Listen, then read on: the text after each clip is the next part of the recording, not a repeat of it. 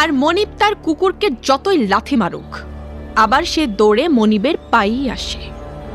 কি ঠিক বলেছি না মিস্টার মাহিম? মহল্লাতে আগুন লেগে ঘর পুড়ে গেছে, 50 লক্ষ টাকা দিতে হবে ঘর বাড়ি বানানোর জন্য, আর দায় পড়েছে আমাদের উপর। এতগুলো মানুষের কষ্ট দেখে আমরা তো আর চোখ বন্ধ করে থাকতে পারি না মামা। আমরা তো আর পশু না। আমি তো বলেছি টাকা দেব, তবে মিনিমাম একজন গ্যারান্টার তো লাগবে।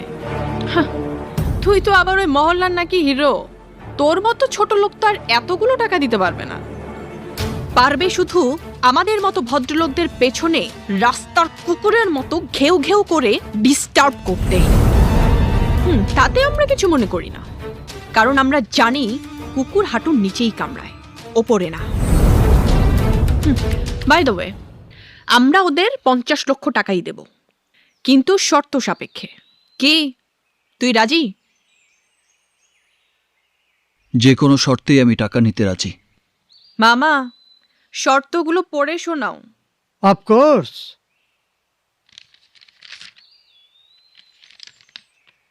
মহল্লাবাসীকে যে 50 লক্ষ টাকা দেব, তা 3 মাসের মধ্যে সুদে আসলে পরিশোধ করতে হবে। নির্ধারিত সময়ে টাকা ফেরত দিতে না পারলে তার পরের দিন থেকে তোমাকে মায়া ম্যাডামের গোলাম হয়ে থাকতে হবে। 24 ঘন্টা মায়া ম্যাডামের ডিউটি করতে হবে। মায়া ম্যাডাম তোমাকে যা বলবে তাই করতে হবে। মায়া ম্যাডামের জুতা পরিষ্কার করতে হবে।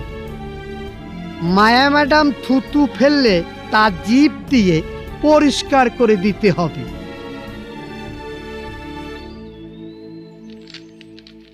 যদি শর্তে রাজি থাকো তাহলে দলিলে সই করে টাকাটা নিয়ে যাও। না না আমাদের টাকা লাগবে না, আমরা রাস্তায় থাকবো। হ্যাঁ আমরা চাই না, এই শর্তে চাই না।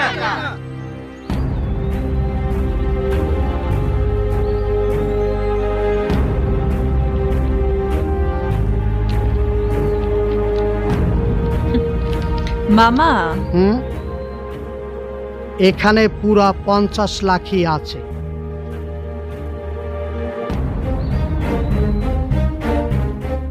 এই মানুষগুলোর জন্য আমি সব করতে পারি, প্রয়োজনে জীবনটাও দিতে পারি।